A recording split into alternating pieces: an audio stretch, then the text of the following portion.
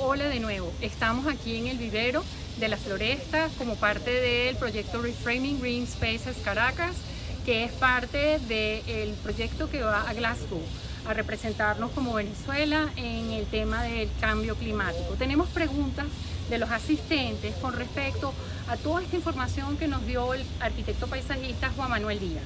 Estas preguntas vienen en esta ocasión del Servicio Comunitario de la Universidad Simón Bolívar y bueno, vamos a eso, vamos a preguntarles directamente. Vamos a comenzar por una de las integrantes del Servicio Comunitario. ¿Te quieres acercar? Ajá. ¿Te quieres acercar? Gracias. Y aquí toman para la pregunta y tú después para la respuesta. Hola, mi pregunta es ¿qué tipo de árbol o de especie se pueden sembrar en los espacios públicos que no afecte la infraestructura de los mismos?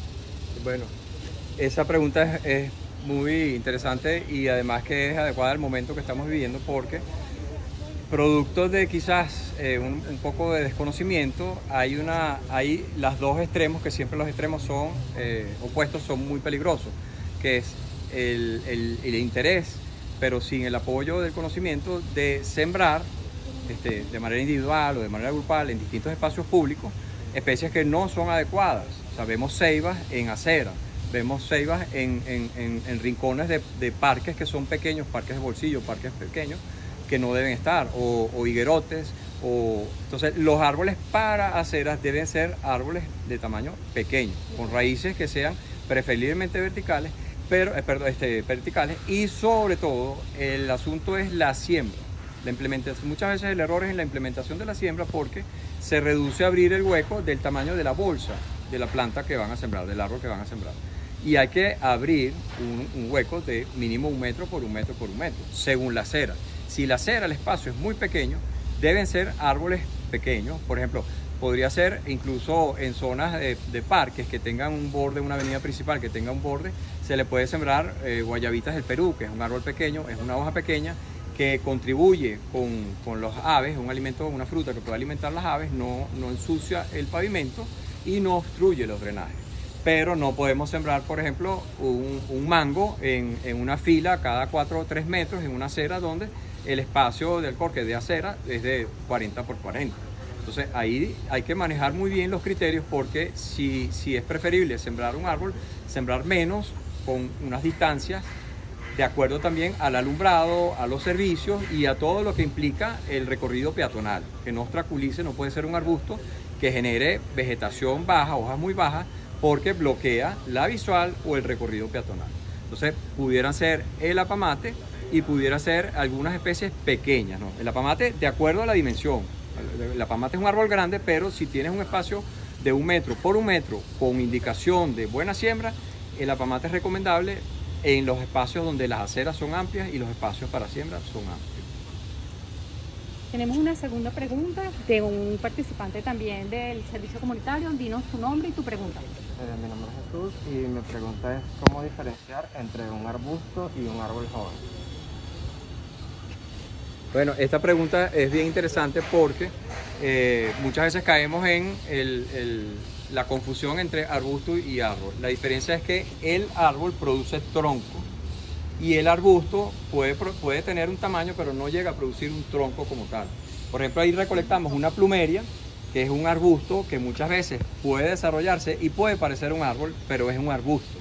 Y luego tenemos entonces los samanes o apamates, caobos, que son árboles porque desarrollan tronco. Esa es la principal diferencia, ¿no?, entre árbol y arbusto. Tenemos otra pregunta, vente. Ahí identifícate, también del servicio comunitario. Ajá. Buenas, mi nombre es Mayarlín Pimentel y mi pregunta es, cuando se realizan cruces entre árboles, ¿la semilla o el fruto tienen las mismas características? Bueno, esa pregunta también está muy interesante.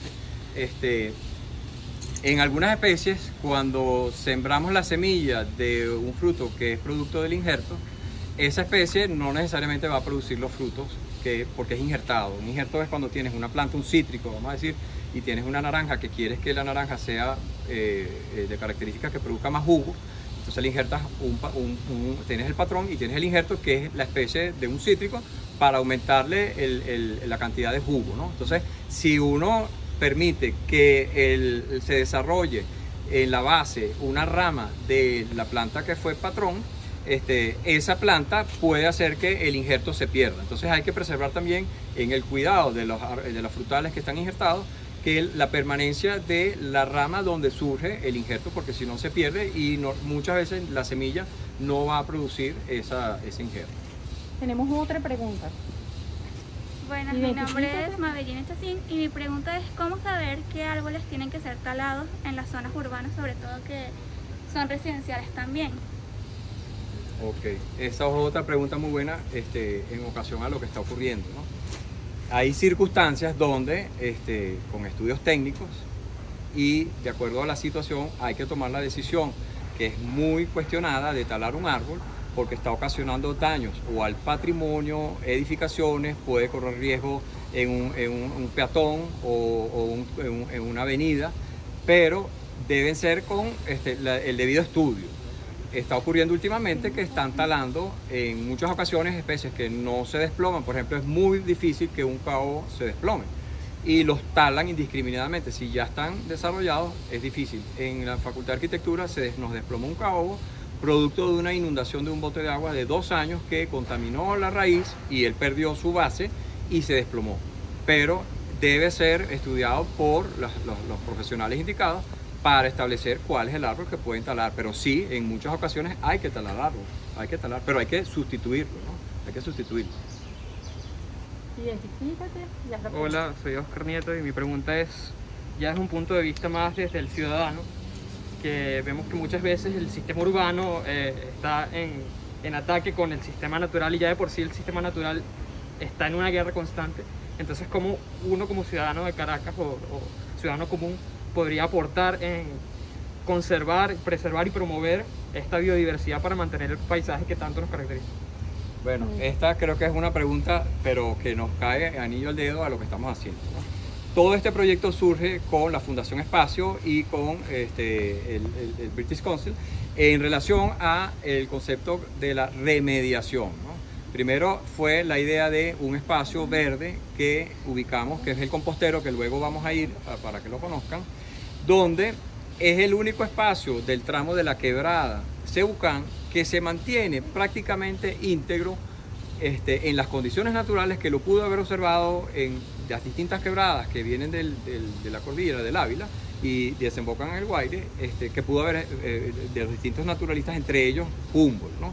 ¿Por qué? Porque tiene los bucares, tiene los cedros, tiene los caobos, tiene las masas de bambú, que también son muy importantes. Entonces, ¿cuál es el criterio? El concepto es la remediación. En este caso, se debería preservar las especies que eran características del lugar, de esa quebrada, y no afectar la modificación del paisaje, que es lo más importante, introduciendo otras especies que pueden desarrollarse masivamente y pueden hacer que desaparezcan las que caracterizaban. Por ejemplo, los grandes cedros que van a ver ahora en la quebrada Cebucán y los bucares pueden desaparecer con la aparición de mamones, ¿no? Que se reproducen muy fácil porque los roedores los esconden para luego tener unas semillas y comérselas luego. Entonces ellos germinan casi que en 100% y el desarrollo es muy rápido. Entonces impide que un bucare, que es una plántula que le toma más tiempo llegar al tamaño de árbol, y va desapareciendo las especies que estaban asociadas a ese ecosistema. Entonces eso es importantísimo la pregunta. Aprovechemos entonces ahora de hacer un corte. Estamos en el vivero, vamos a ir al compostero natural, también en la floresta, pero nos toma un tiempo llegar hasta allá y hacer una pequeña pausa de media hora. Nos vemos entonces en media hora en el compostero natural y sigue live desde el proyecto Reframing Green Spaces Caracas con Fundación Espacio y el British Council de aliados. Hasta pronto.